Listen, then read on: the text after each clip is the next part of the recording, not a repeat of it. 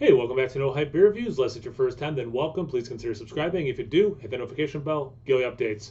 Release after today's video. It's Tuesday, so I'm trying to do another Test My Palate Tuesday.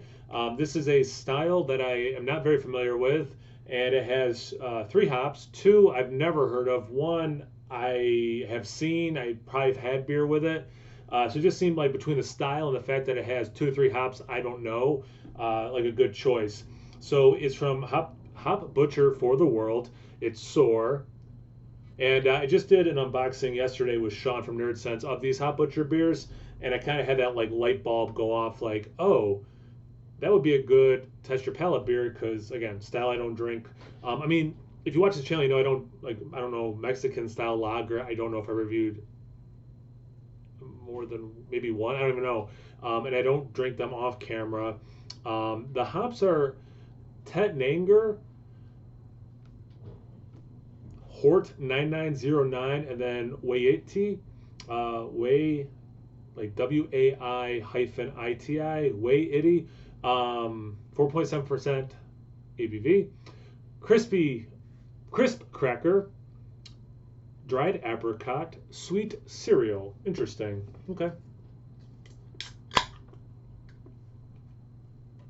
Proper glassware, so it'll taste better. That's how that works.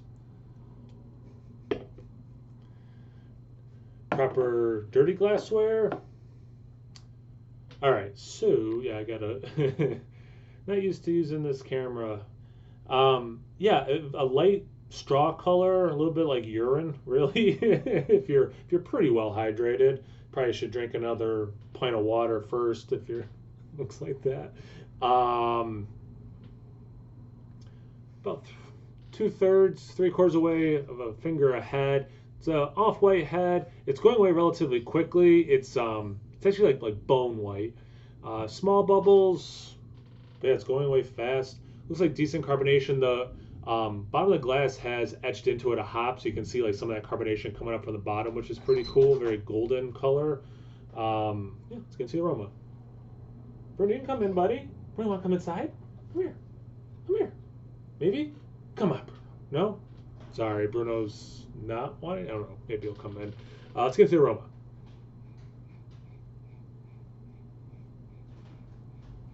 Yeah, this is definitely a good way for me to test myself.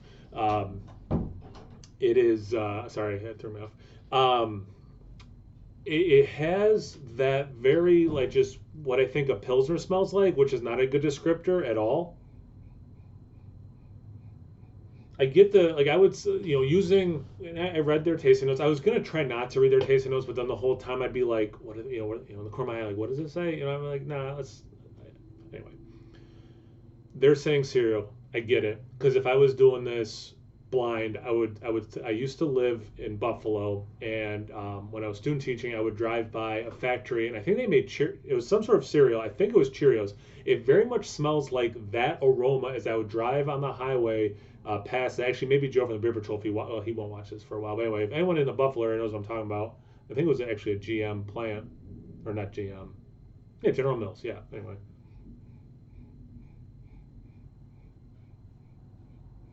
A little of what I call like lager funk. It's not funky. It's not like horse blanket, but like it's like 1% of what that smells like.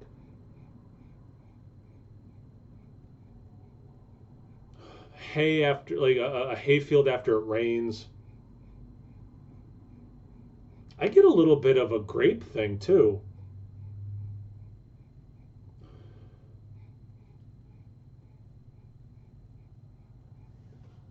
And if I didn't know better, I'd say corn. Okay. Let's get into taste. Cheers.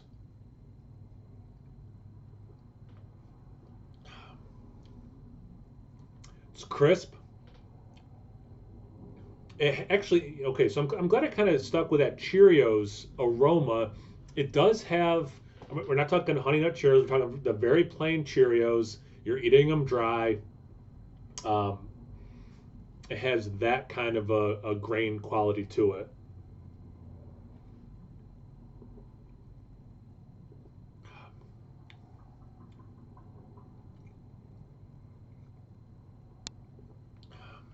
Floral.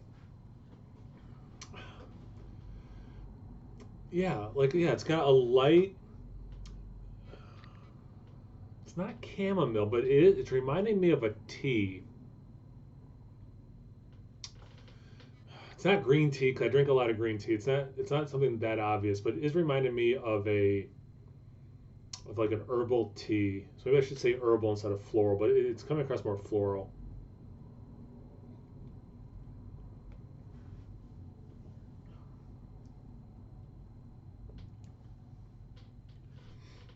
That the grape that I got in the aroma, it's light green grape skin, but sometimes skin of fruit can be tart. It doesn't have that tartness. So if you could strip that away, it's just that little bit of a green grape essence. Essence is probably a good word because it's such a minimum. It's flavorful, but it's again, that's the whole point of me trying to test my palate on Tuesdays. It has flavor, but it's not the easy, or at least for me, the easily identifiable things I'm used to drinking.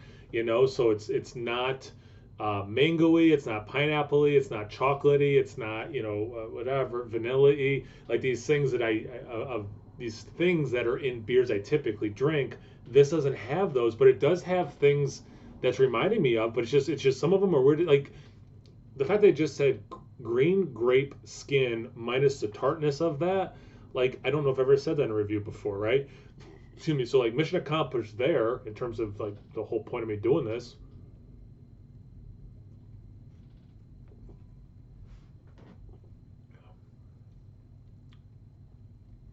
I mean, it's obviously lighter than things I've had lately because it is a lighter style of a beer. It has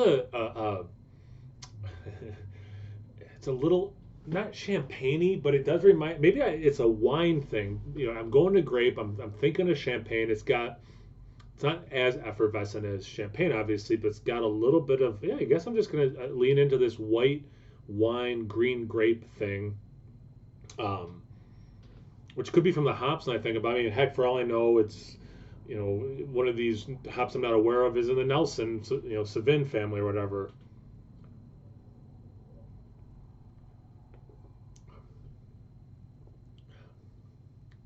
That grain thing. I mean, it's really cool. It's interesting. It does remind me of beers I used to drink.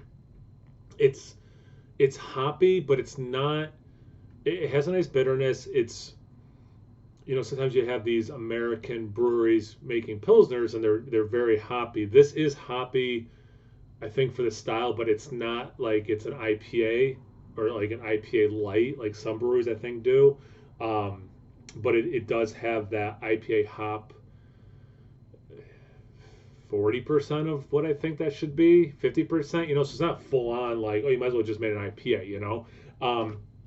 They also said the dried apricot, which oh, crisp cracker. I'm sticking with the Cheerio for that.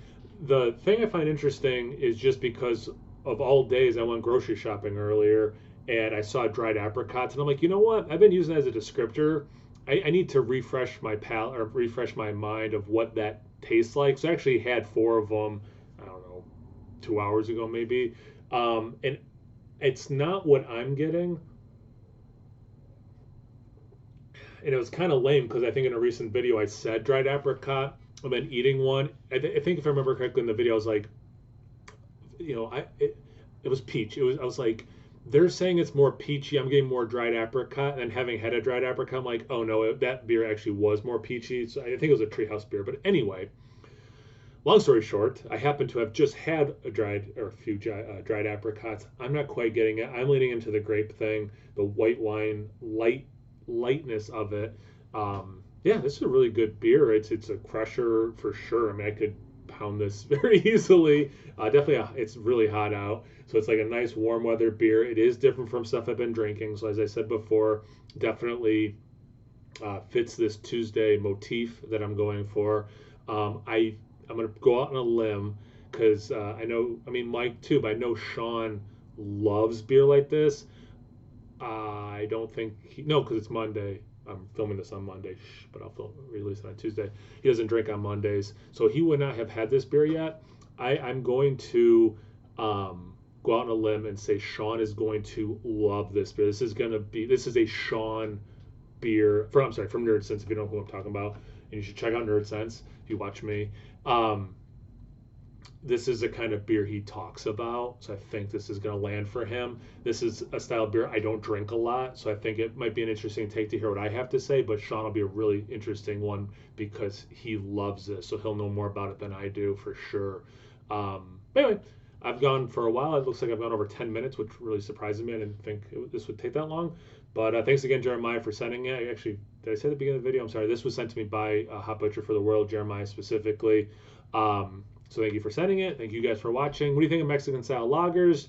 Are they different than other kind of lagers or pilsners, or what are your thoughts? I don't know. Educate me. How about put a comment down below. Let me know what you think about it. When you think of the style, what do you think that means? Have you had this beer specifically? Have you had ones in this style that you think I should check out? Anything, everything related, comment section below. Let's get a conversation going. Check me out on Instagram on Tapped. No Hype Beer Reviews at both those places. So please like, comment, subscribe, and most importantly, imbibe. Cheers, everyone.